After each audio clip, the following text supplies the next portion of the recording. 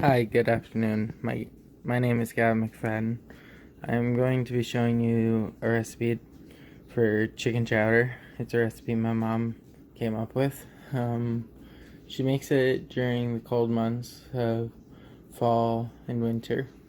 She makes it to promote health, and it also helps fight off colds. So I hope you guys enjoy and stay tuned. So the first step in this recipe is to debone your chicken. If you're going to use leftover chicken like I have, you will take it off the bone and take as much of the skin away as you can, so that when you actually fry it, it takes a good sear. The second part will be to strain my peas here and my carrots, keep the juices aside. Then the third part is to add the cream corn. Well, first we add the carrots and the peas to a pot with the chicken and 5 or so large potatoes that you have boiled just to being ready.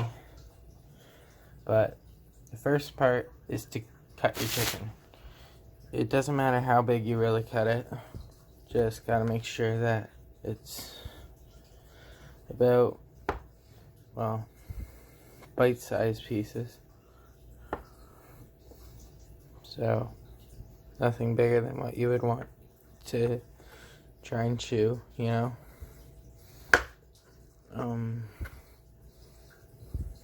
Yeah, but I will cut back on the recording when the chicken is sliced and I'm starting on the potatoes.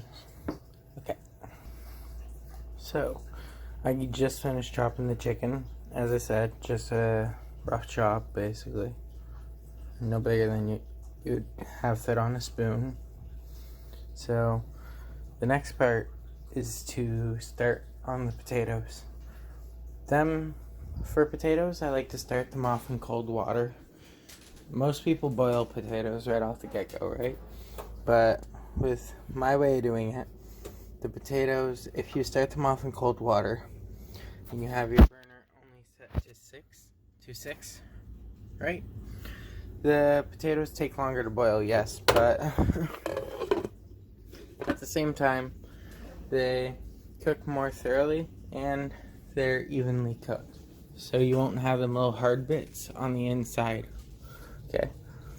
Now, the next part is to take the lid off of all the cans. Okay.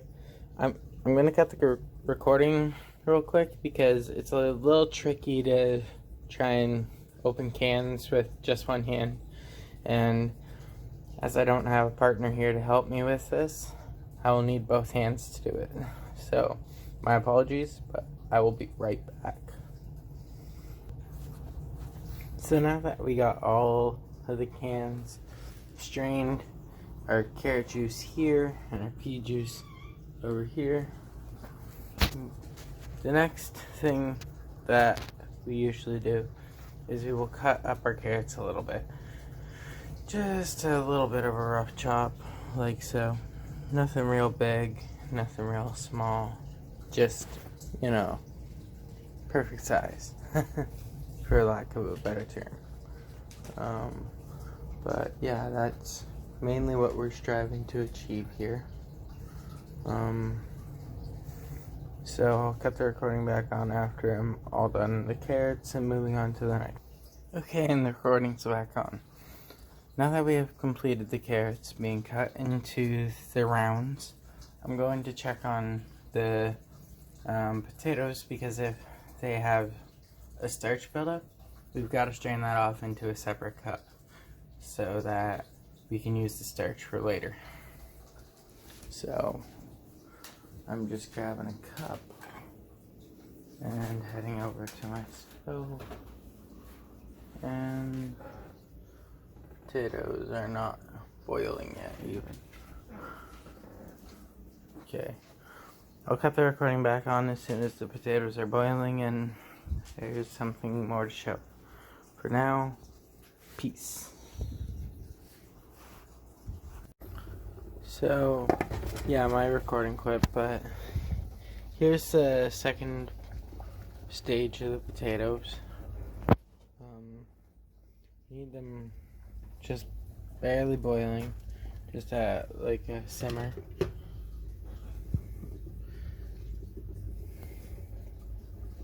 I have my potatoes at 7, well, in between 6 and 7. It all depends on really how powerful your stove is. If the burners cook hotter, then it might take you a lower setting than 6, 7. Mine is a bit of an older stove model, so it takes around 6 to 7. But I'm gonna pause the recording for a minute, guys, because there's not a whole lot to show you right now, and I'm gonna go and do some other prep. Bye. So I cut the recording back on because I just noticed that my potatoes started to float. Now, a lot of people don't know this, but when a potato starts to float in your well, in any pot product, right? Basically, the potato is cooked. You need it to be fork tender. So, by all intents and purposes, these potatoes are cooked. Now, because of what I'm using them for, I'm going to let them go a few more minutes so they get even softer, because I like soft potatoes. It's all a preference thing. If you want them a little more crunchy, you do them for less time. If you want them a little more strong, you do them for more time. Now, a little thing I like to do is sometimes I like to cut up a little bit of onion, like into strips or cubes or whatever, just to add to the water as the potatoes are boiling. When you do this, it actually infuses the flavor of the onion right into the potatoes because it boils out into the water. This is a big advantage if you're trying to do rushed cooking, which I currently am because my dog just came and ate my chicken. She knocked it off the counter, and yeah, that wasn't too great, but there's the dummy right now. She really apparently loves chicken. Gotta keep an eye on her, I guess. Remember, don't ever turn your back on your product because apparently your animal will come and take it. Anyway, I'll be right back, guys. Talk to you shortly. Bye. So, after seasoning a new chicken breast and getting some olive oil hot in a pan, about a tablespoon's worth, I then threw the chicken in my pan, and I'm currently just waiting for the chicken to cook till it's not pink. And then I'm going to add my other ingredients like the potatoes, the carrots, the peas, then the cream corn, carrot juice, then the pea juice mixed with some starches and shit. It's gonna turn out real good. It's already smelling awesome. I'll cut the recording back on in a few minutes. Alright guys, peace out. So, the next step after browning your chicken a little bit is to actually add about a cup of water to your pan and just let your chicken simmer in it and reduce. And then you add more of your seasoning blend. It doesn't matter what kind of seasonings you use. I used like butter chicken kind of seasonings, but it's really up to you. The next part that we're going to be adding is our veg, which I'm going to grab right this second actually. So I'm going to do that. You add your peas and your carrots at the exact same time because they were both already pre-cooked, right? So you just add them in. You grab your trusty old spatula here.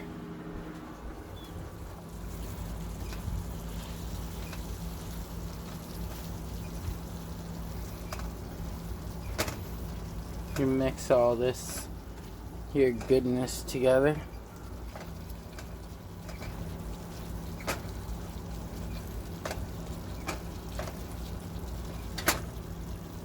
Now the thing about these peas and carrots is we're still going to be doing more to them even after this step here.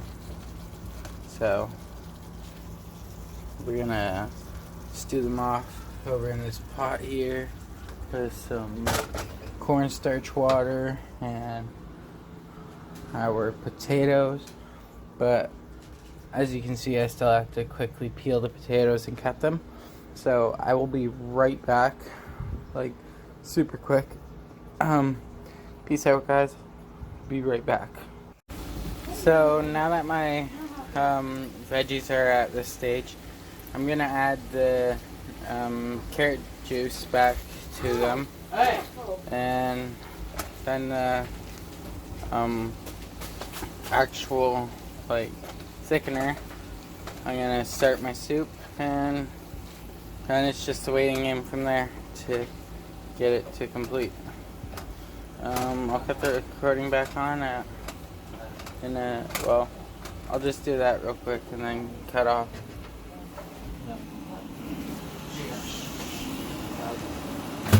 Hey, Mom. Shh, what's up, Mom? I'm doing a recording for school, guys.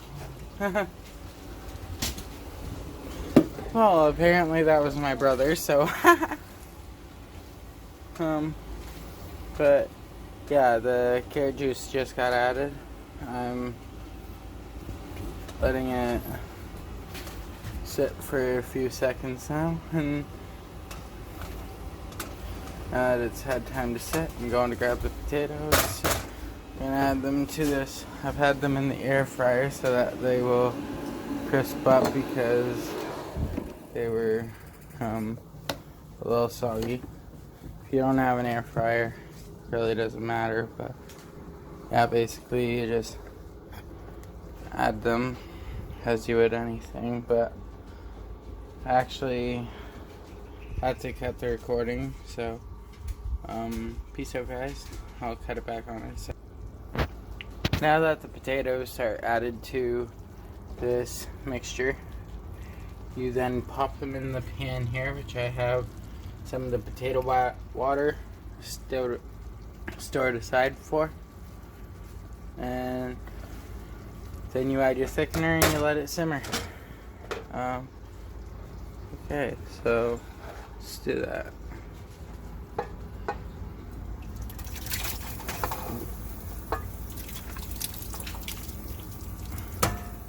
Okay, and everything's in the pot. Right. Always bring your dishes over to the sink.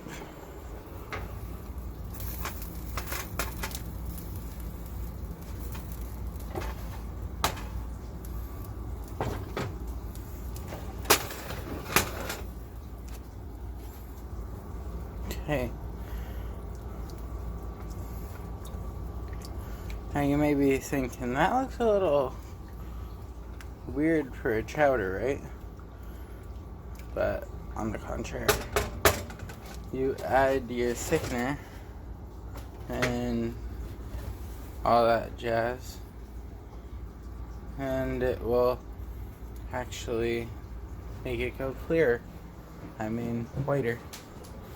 So, thickener is the pea juice mixed with some cornstarch and water. Careful not to spill it.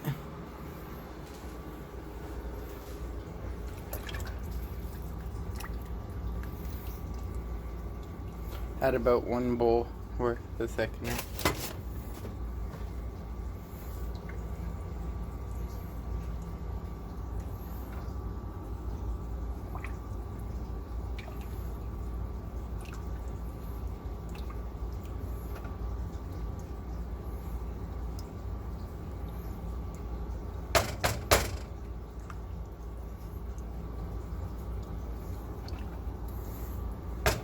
Now this, you let it simmer away until it gets thick.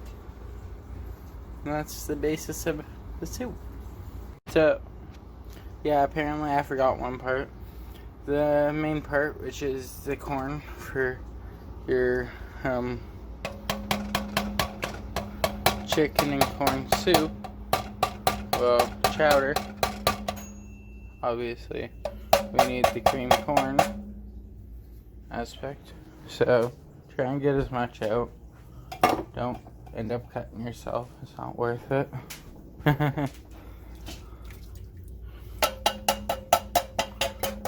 So, yeah. Don't do that. That's what not to do. Is dropping a fucking lid in your food.